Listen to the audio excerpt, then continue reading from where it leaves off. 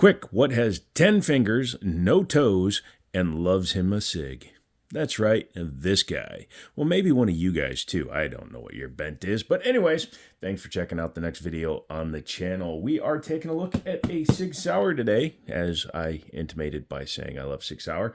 And I want to make sure, before we dive into this, that you guys check out everything we're doing on the channel now. So I'm doing lives 3 times a week, shorts basically every day, and a couple of videos every week. That's a lot of production I'm doing here. So if you can do me a big favor, hit the like button, hit the subscribe button. It's not e-begging. I don't want you to support my life. I want Google's money, so just hit that. If you decide to become a member, hit the join tab, $2 a month. You get early access to all these videos. Yeah, great. Awesome. Let's dive into this shiz. This is from Liberty Arms down in Harrisonburg, Virginia. They recently took this guy in on trade. It's almost one that I would want to buy, but I'm going to let one of you guys have it. So go ahead and Google them, Liberty Arms, Harrisonburg, Virginia. Tell them I sent you down there, and they will hook you up. What we have in here, this is a modern SIG case, so this is not like a 1991 release, but we have a really awesome pistol. What we have in here is the SIG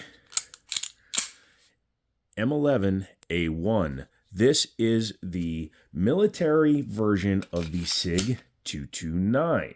Let's take a quick second and go over all of that. Number one, United States military firearms have to be produced in the United States of America. So this is a U.S. built gun. It has the QR code there on the side. This is the same thing that the Mark 25 226 carries, and it's just kind of cool. What is the M11?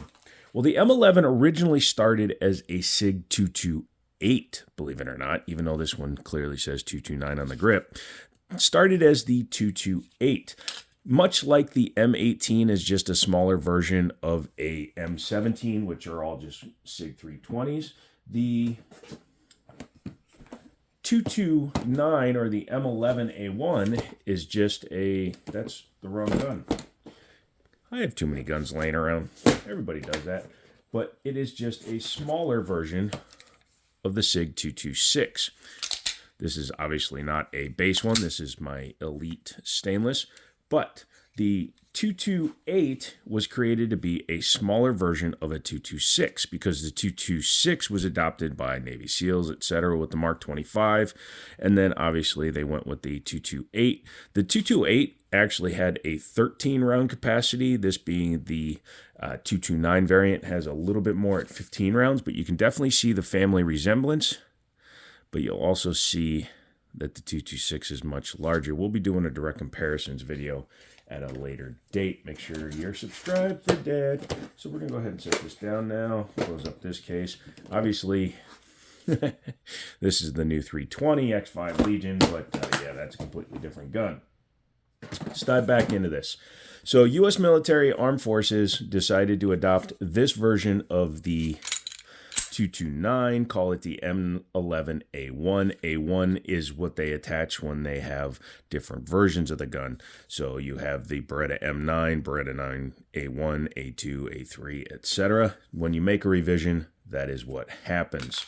So, what is this gun all about? It's a double stack 9 with an aluminum frame, 15-round capacity, as I said, and it was just created for those that have a slightly smaller mitt, paw, hand, whatever you want to call it. Double action to single action with the cocker, which means when you want the gun to be safe, you can go ahead and lower the hammer. It also helps for when you are loading your gun. So you put your gun magazine in your gun, you rack your slide, pretend there was a round in there so it actually goes in, and you want to start it and you want it to be safe. So you just go ahead and hit this. It lowers the hammer, releases the trigger out. Also, you are only equipped with a firing pin block internally, so unless you pull the trigger, no matter what you do, if you do that, that can't set off the round because it does have a firing pin block. You have to be pulling the trigger to do that. But As a double action with a hammer, you can always put your thumb on it to help prevent it snagging on clothes when you're reholstering your gun. And you can also thumb it back. So, you know, just it's kind of the best of both worlds. If you have to be a goofball and buy something that has double action capabilities, having a decocker is better than having to fudge with trigger safeties, manual safeties, all that extra stuff on a double action. Single action, like my 1911, grip safety, manual safety, those are fine. But I don't like trigger safeties. Just don't. So, stainless steel top, aluminum bottom. As you can see, even though it's the M11 A1, it does have a 229 grip. That is because it is a 229. The A1 is because the original 228 was actually a carbon steel slide, a two-piece, so the firing channel, the firing pin tube, was actually a separate part from the slide, whereas the M11 A1s are stainless steel slides, so it's all one piece. The channel, everything is in there. They mill it out from a single piece of stainless billet. Tilting locking action, John Moses Browning, thank you very much for your short action, or excuse me, your short tilting recoil, blah, blah, blah. But yeah, John Moses Browning was a good dude. Has an external manual safety, SIG laser etched their name into the top of this slide. I don't know if the older ones have it or not. Also comes with 3-dot Trijicon sights, which is standard for the M11 line. Really nice. Has a slightly shorter trigger travel than a standard 229, and unlike a 229, it has a rounded front to the trigger guard, and it does have a little bit of an undercut. So even though it is a smaller frame, think Glock 19 size, I can get my whole hand on there even without the magazine inserted. The magazine inserted, it kind of gives it the full grip feel, kind of like the SIG SP 2022. One interesting note is SIG made the grip panels extend down just a little bit, so they interact both with the mag and the sides of the frame, so it kind of makes a mag well, which is cool to see, and it's a convenient way to do it. Being a standard style gun, it doesn't have an upswept beaver tail, but it really doesn't need it because this hammer doesn't come back far enough to ever get to your hand unless you have amazingly calorie enhanced hands. Yeah, bushingless obviously will be taking the top off in a minute. Magazine release is only on one side. Does not appear to be reversible. I could be wrong. If somebody knows in the comments, let me know. But yeah, drop free mags, really easy to insert. You get one lock, still no branded. It's an $1,100 gun, doesn't come with the branded lock. I'm gonna die on that hill. I'm actually going to probably make a sweater saying, why isn't it branded? It'll serve as a double entendre. But yeah, very nice. Also available in 40 cal, but this one is 9mm. I think 357 SIG was also available. What do you say we take her apart? No problemo. Actually, let's talk about the trigger first, because I really didn't do that. So we'll drop the mag, because being a good gun, it doesn't have one of those stupid-ass mag disconnects. But yeah, let's go ahead and start it in double action. Actually, we'll start it all the way in double action. So instead of it being cocked and then decocked, we're just going to go ahead and start full double action, which is not actually possible because you have to rack around it. But anyways, first pull is extremely heavy, well over 11 pounds, but it's a smooth 11 pounds. But let's say you go ahead and decock it, right?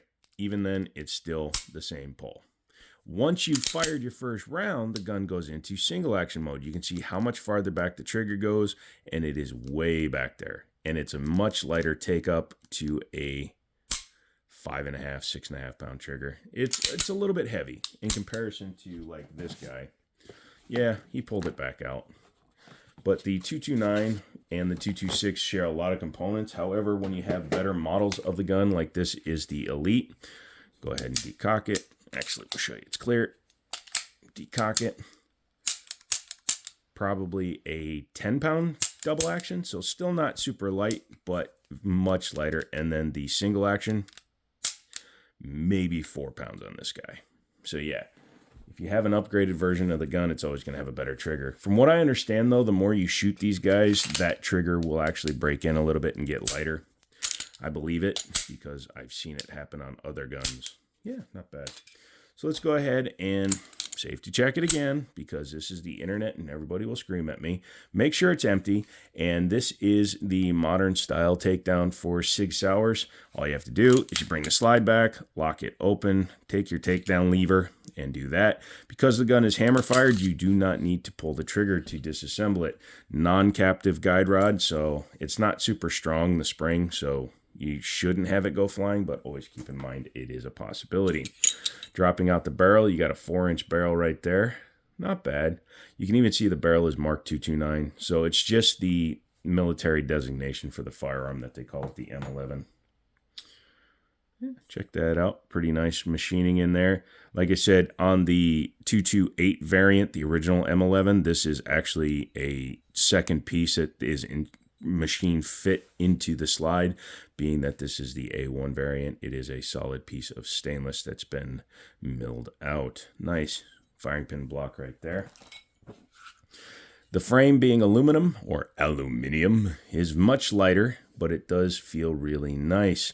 Let's actually, I'm going to try something here in a second, but yeah, this is kind of cool. Very nicely finished.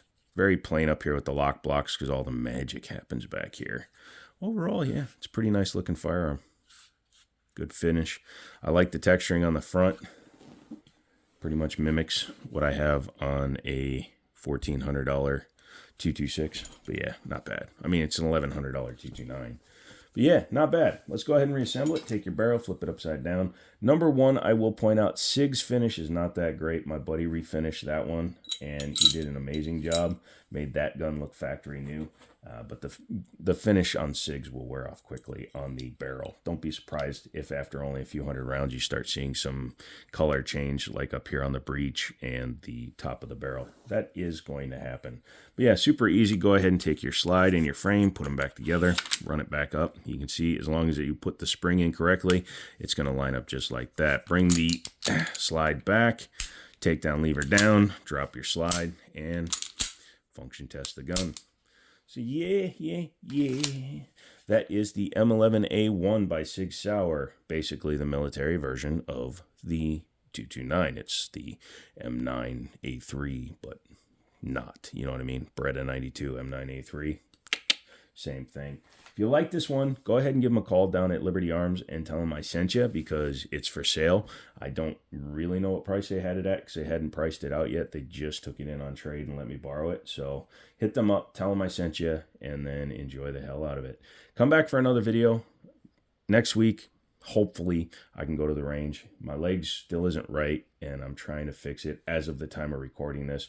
This might not come out for a couple of weeks, so if there's a change, you'll know it before I do as of today. So like the video, comment, subscribe, become a member, help the channel grow. We have like 11 of you guys now. Freaking sweet. Come back for a live stream Mondays, Wednesdays, and Fridays at 7 p.m. Eastern, 6 hours minimum. We have a lot of fun. We just talk about basically anything you guys want to talk about. So come back for that. Enjoy everything. And as always, I'll talk to you later.